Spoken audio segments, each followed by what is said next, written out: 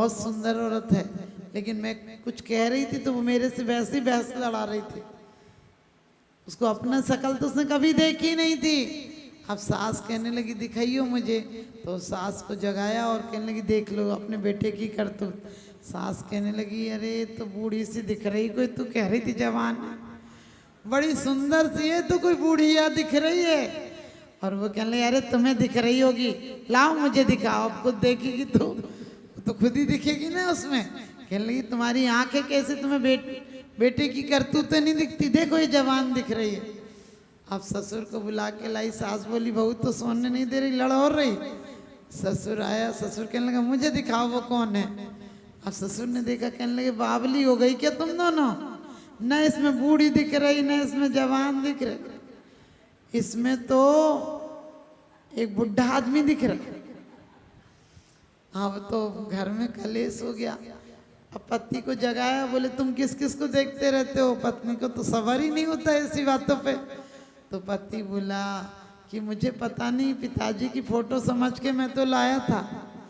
एक किसी बुद्धिमान ने कहा कि इसमें झगड़ने की जरूरत नहीं है, ये तो जो देख रहा है उसकी तस्वीर दिख रही है, तुम सबने कभी अपने तस्वीर नहीं देखी है, इसलिए तुम्हें सबको भ्रम हो रहा है, कोई बुढ़ा दिख रहा है, कोई बुढ़ी, कोई जवान देख रहा है। जीवन में उसने बड़ी बात कर ली, जिसने स्वयं से मुलाकात कर ली, जिसने स्वयं से मुलाकात कर ली। हमारे जीवन में हमारी तस्वीरें हमें दिखती हैं।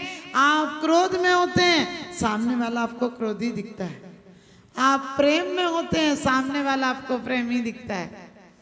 सब एक दूसरे को इशारा कर रहे हैं, समझ गए, क्योंकि सब दूसरे को सुधारने में लगे हुए हैं। सच्चाई यही है कि जिसने स्वयं को सुधार लिया, अरे सुधारक जगत की मत कर चिंता यार, और तेरा ही मन जगत है, पहले इसे सुधार।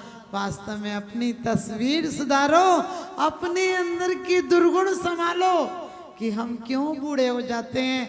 आपने देखा बच्चा होता है उसे सब लोग प्यार करते हैं, बच्चा नहीं आता हो तो भी आपके भाव होते हैं उसे खिलाने के, क्योंकि बच्चा थोड़ा होता है बड़ा तो पहचानने लगता है माँ बाप को, लेकिन छोटे बच्चे को सब प्यार करते हैं। छोटे बच्चा भी ये मुस्कुराहट पहचानता है, आप उसे चुटकियां बजाते हैं तो वो हंसता है, और आंख निकालो तो वो रोता है, क्योंकि कुंद कुंद स्वामी कहते हैं समय सार में, सुध पर चिदान भूदा सब भी काम भोग बंद कहा, ये तस्लम्भो नवरिना सुलभो वियतस्य, कि तूने आज तक काम भोग वासनाओं की कथाएं सुनी हैं, परिचय में आई हैं, अनुभव में आई हैं, एकत्व विभक्त आत्मा स्वयं की आत्मा की बात न तूने सुनी है, न परिचय में आई है और न अनुभव में आई है। आपने देखा शादी हो, जन्मोत्सव हो, सब तुम्हें पता, ऐसे कर लेना, ऐसे कर लेना, ऐसे कर लेना, लेकिन परमात्मा बनना हो तो कैसे कर लेना। 0 सन्नाटा है, सब मूर्खों की मंडली है। यहाँ लड़ाई करना हो तो एक बार लड़ाई की बात कहो कितने लोग इकट्ठे हो जाते हैं, और धर्म ध्यान की बात कहो तो ढूंढे आदमी नहीं मिलता है। क्यों? क्योंकि दुनिया इसी है। लोग सोचते हैं भेड़ है। एक व्यक्ति मास्टर ने प्रश्न किया कि 10 भेड़ें अंदर हों और 25 भेड़ें बाहर हों तो मिलकर कितनी भेड़ें हुई। अब बताइए, तो सरल सा सवाल था कि 10 भेड़ें अंदर हों और 25 भेड़ें बाहर हो तो 35। लेकिन सब लोग कुछ कुछ बता रहे थे, सब यही संख्या बता रहे थे। एक बच्चा बोला नहीं मैं बताऊंगा। बोले कैसे? बोले 10 भेड़ें बाहर हो या अंदर हो, 25 अंदर हो, लेकिन 10 भेड़ें जहाँ होंगी वहाँ 25 भी चली जाएंगी। उन्होंने कही तू इतना नहीं जानता है क्या? मैं तुझसे संख्या पूछ रहा हूँ। वो मास्टर से बोला मास्टर साहब तुम संख्या गणित जानते होगे लेकिन भेड़ों का नेचर नहीं जानते हो। एक भेड़ जहाँ जाती है वहीं बाहर और अंदर नहीं होती है। वो सब बाहर ही हो जाती हैं। हमारी हालत भी ऐसी है, जहाँ गलत मार्ग पर दो चार जाते हैं और तू काला ही हम भी ले आएंगे, और तू कहाँ जा रही, हम भी प्रोग्राम बना लेंगे। अरे अपने अंदर आने के प्रोग्राम कभी बनाने के भाव नहीं होते हैं, और लगता है इतने लोग यही सब कर रहे हैं, इतने पढ़े लिखे लोग, इतने धनपति लोग तो सब बुद्धिमान होंगे। अरे दुनिया मूर्खों की बस्ती है। जो ज्ञानी थे वो सिद्ध शिला में है, जो ज्ञानी है वो परमेश्वरी के रूप में है। हम भी उन जैसा ज्ञान लाएंगे। बच्चों में निर्विकारता होती है, इसलिए वो प्रिय लगते हैं। हमारी हालत ऐसी है जैसे कोई बचपन में तो बहुत बुद्धिमान हो, बचपन में खूब धनपति हो, खूब अमीर हो, खूब राजघराने में जन्म हुआ हो, और बुढ़ापा होते होते वो कंगाल हो जाए।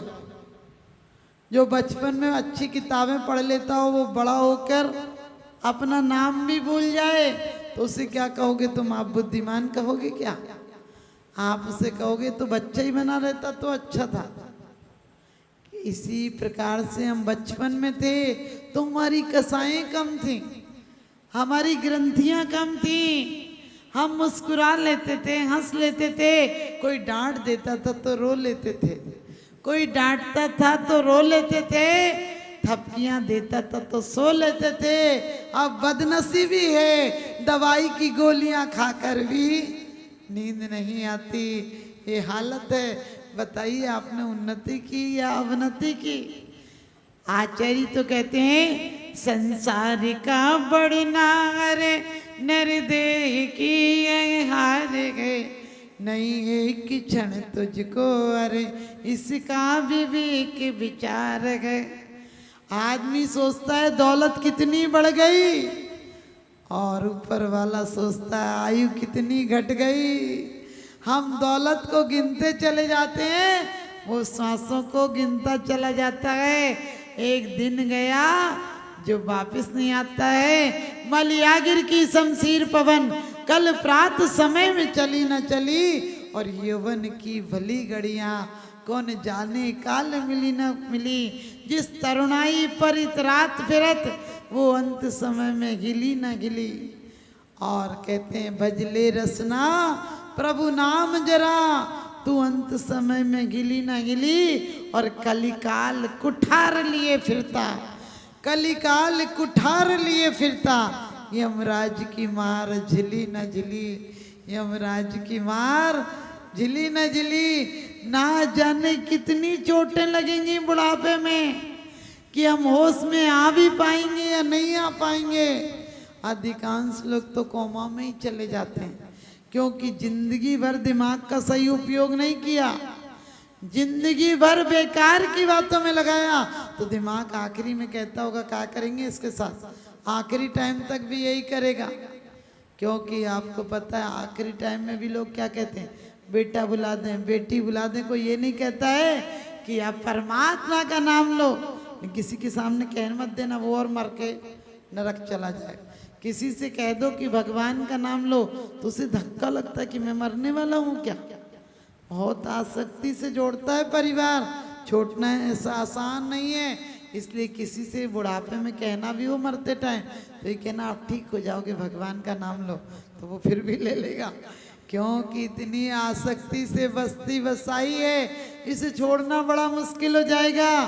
तो क्या कहा है कि भगवान आप तो व्यापार से रहित होते हुए भी आपने वो व्यापार छोड़ा है। क्या कहा है कि आपने पूरी पृथ्वी सती के समान थी, कर्मभूमि का प्रारंभ था, इसने अपना स्वामी किसी को नहीं बनाया था, पहली बार आपको वर्ण किया था। और ध्यान रखना अकेले रोटी छोड़ देना कोई तपस्या नहीं है, क्योंकि बड़ी अच्छी बात कही है कि स्वर्गों में हम हजारों वर्ष भोजन नहीं करते। जितनी सागर की जिसकी आयु हो उतने हजार वर्ष बाद कंठ से अमृत झरता है। ये श्वास लेना भी कोई बड़ी बात नहीं, वहां तो उतने पक्ष बाद श्वास लेता है जितने सागर की आयु हो। भोग भूमि में 3 दिन 2 दिन अंतराल में कंठ, समझ गए, हर बहेर आंवले जितना भोजन होता है, नरकों में तो भोजन ही नहीं मिलता है, लेकिन वहां व्रती नहीं हो, वहां से मोक्ष मार्ग की प्रशस्ता नहीं होती है। तो कहते हैं भगवान आप जरा से रहे तो आपको जरा जीर्ण नहीं हुई, आपकी काया तो और परमोदारिक होती चली गई और सुंदर होते चली गई। आपकी काया में तो और सुंदरता आ गई, क्योंकि आपका अंदर भी सुंदर और स्वच्छ होता गया, वंदनीय होता गया। आप वंदन के योग्य थे, लेकिन वंदन कराने वाले नहीं थे। और इतना ही नहीं, काहे भगवान आपने क्या बहुत पायात पुरुषा पुराना, आप सबकी रक्षा करने वाले हो। यहाँ रक्षक ही भक्षक हो जाता है। ड्राइवर ले जा रहा था बाईपास, किसी ने पूछा कहाँ ले जा रहा, बोले बाईपास। बोले इंदिरा मरी क्या, अपने घर के पास, और राजीव मरा मद्रास, तू मुझे ले जाकर मारेगा बाईपास। तो ध्यान रखना, हमें कौन कब धोखा दे देगा। भरोसे के रिश्ते कमजोर हो गए, भरोसे के रिश्ते कमजोर हो गए, पंख लगाकर कौवा भी मोर हो गए। हैरत है बदलते जमाने को देखकर कि अब तो पहरेदार भी चोर हो गए, अब तो पहरेदार भी चोर हो गए। हमने धर्म को ऐसा ढकोसला बना दिया, ऐसा करोगे तो कर सकते हो, ऐसा करोगे तो कर सकते हो। अरे हर आदमी को हम लोग कभी कोई अजय ना जाए, बोले ये काहे को आता है, आपको पहले ही लगेगा काहे को आता है। अरे हमारे भगवान की वो सभा होती है केवली भगवान की, जिसमें त्रियंच भी बैठ जाए करते हैं। मनुष्य की तो बात क्या है, उसका नाम ही समोद शरण है, सबके लिए क्या है, शरण है वहाँ पर। इसलिए जैन धर्म को बढ़ाओ। जैन धर्म को हमने लोटे भर पानी में, जैसे पानी पानी होता है, पानी ना हिंदू होता है, ना मुसलमान होता है, ना सिख होता है, ना ईसाई होता है। पानी तो प्यास बुझाने का काम करता है, लेकिन पानी यदि घड़ों में आ जाए तो जिसके घड़े में आ जाता है वही हो जाता है। हमने परमात्मा को भी अपने अपने घड़ों में बांध लिया है, अपने अपने घड़ों में रख लिया है। कोई कहता है ऐसे हाथ रखे होंगे तो हमारे भगवान, कोई कहेंगे बांसुरी लिए होंगे तो हमारे भगवान। हमने कि बांसुरी भगवान हो गई कि भगवान है, भगवान है। कोई कहता है धनुष बाण लिए होंगे तो राम हमारे भगवान। ऐसा नहीं सोचो। अरे बुद्ध वीर जिन हरिहर ब्रह्मा आया उसको कुछ भी कहो, हमें नाम से कोई मतलब नहीं है, हम सबको मानते हैं, लेकिन 3 गुण उनमें होना चाहिए।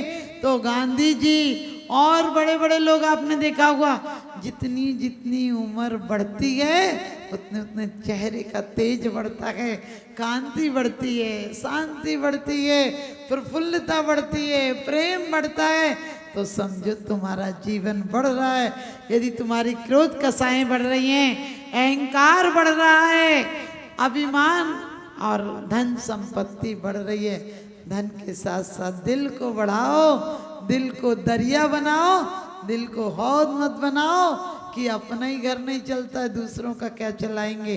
अपने भाव इतने अच्छे रखो, सत्य से मैत्री की भावना रखो।